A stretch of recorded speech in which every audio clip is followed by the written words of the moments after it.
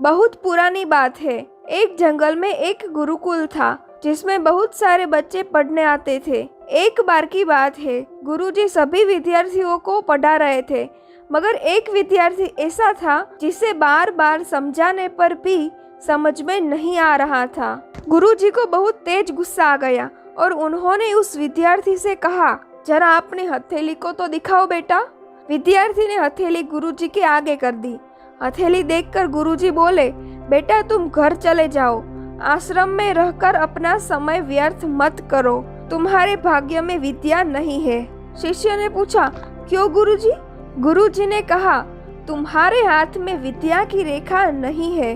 गुरुजी ने एक होशियार विद्यार्थी की हथेली उसे दिखाते हुए कहा, ये देखो, ये है विद्या की रेखा, यह तुम्हारे हाथ में नहीं है, इसीलिए तुम समय नष्ट ना करो और अपने घर चले जाओ और वहाँ अपना कोई और काम देखो। ये सुनने के बाद उस विद्यार्थी ने जेब से एक चाकू निकाला जिसका प्रयोग वो रोज सुबह अपनी दातून काटने के लिए करता था।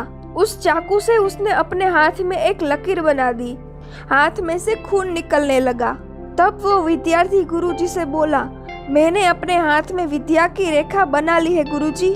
ये देखकर गुरुजी द्रवित हो गए और उन्होंने उस विद्यार्थी को गले से लगा लिया। गुरुजी बोले, बेटा तुम्हें विद्या सीखने से कोई ताकत नहीं रोक सकती। दृढ़ निश्चय और परिश्रम हाथों की रेखाओं को भी बदल देता है। दोस्तों, ये विद्यार्थी आगे चलकर महर्षि पाणिनि के नाम से प्रसिद्ध हुए, जिसने विश्व प्रसिद्ध व्याकरण अष्टाध्यायी की रचना की। इतनी सदियां बीत जाने के बाद भी आज वर्षों बाद विश्व की किसी भाषा में इतना उत्कृष्ट और पूर्ण व्याख्या का ग्रंथ अब तक नहीं बना। तो दोस्तों, इस कहानी की शिक्षा ये है कि लोग चाहे जो भी बोले, हम हर एक को गलत साबित करते हुए अपनी लगन और कठिन परिश्रम के दम पर जो चाहे वो सब कुछ हासिल कर सकते हैं। ये कहानी आपको कैसी लगी हमें कमेंट करके ज़रूर बताइए और ऐसी अच्छी अच्छी कहानियाँ सुनने के लिए हमारी चैनल मोटिव स्टोरी को सब्सक्राइब ज़रूर करिए।